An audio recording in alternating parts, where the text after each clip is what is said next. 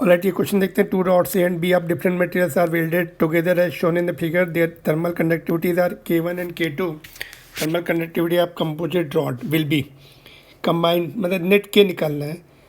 तो इसमें A1 is equal to A2, they should have given. A1 is equal to A2 से solve किया हुआ है, let it equal to A, है ना.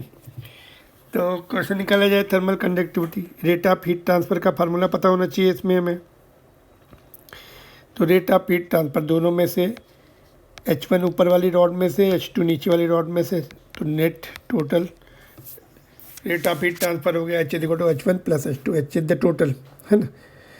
तो H1 rate of heat transfer का फार्मूला क्या होता है? K1 A delta T upon length. Length दोनों की सेम D दी हुई है. ये K2 A delta T. Delta T क्या है? Change of temperature, hot temperature. T1 minus T2 हो जाएगा यहाँ पर D. और थोड़ी देर के लिए इसको कंबाइंड रॉड मान लो ऐसा, ठीक है.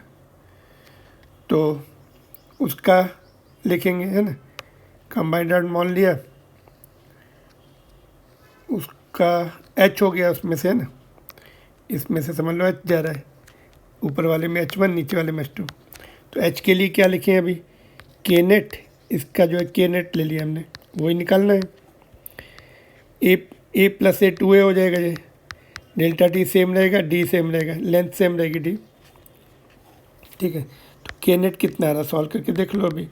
D कॉमन, डेल्टा कॉमन लेके कैंसिल, डेल्टा टी भी कैंसिल, A भी कैंसिल, है ना. तो K1 plus K2/2, option number 2, ठीक है. इसको हम डायरेक्ट भी चेक कर सकते हैं. चलो डायरेक्ट चेक करने के लिए कैसे करना है, पहले ये एक्सप्लेन कर दो. देखो, रेट ऑफ हीट ट्रांसफ़र क्या होता है? Rate of heat transfer is KA delta T/D. Delta T क्या है? Change of temperature, higher temperature minus lower temperature, upon D क्या लेंथ है. तो ये फार्मूला आना चाहिए हमें हीट ट्रांसफ़र का. तो दोनों से मिला के इन दोनों को हटा के हमें सिंगल रॉड लानी है ना. तो सिंगल रॉड का एरिया 2A हो जाएगा. ऊपर वाले के नीचे के लेंथ उतनी रखनी है ना. और उसका नेट K मान लिया, K नेट है. तो उसके लिए भी फार्मूला लिखा, K net is equal to 2A delta T/D. तो सॉल्व किया तो K1 प्लस K2. इसको डायरेक्ट प्रेडिक्ट कर सकते थे, आंसर इज यस.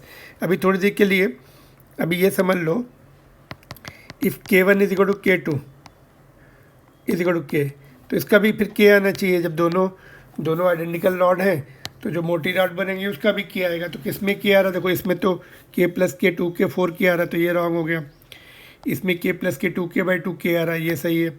इसमें देखो 3 प्लस 2K/2, तो 3K आ रहा है, ये भी रॉन्ग हो गया. इसमें 2K आ रहा है, तो ये तीनों रॉन्ग हो गए थे. अगर हम इस तरह के क्वेश्चंस में अगर हम दोनों इक्वल मान लें K1 K2, तो फाइनल आंसर भी K ही आना चाहिए, क्योंकि बस पेयर तो सेम है, सब कुछ सेम है ना.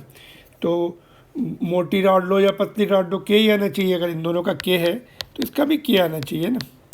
कॉमन सेंस, है ना. मटेरियल सेम है, कंडक्टिविटी भी सेम आनी चाहिए. तो इसी ऑप्शन में आ रही है बस K. ऑप्शन नंबर 2 बिना सॉल्व करके भी हम प्रेडिक्ट कर सकते थे.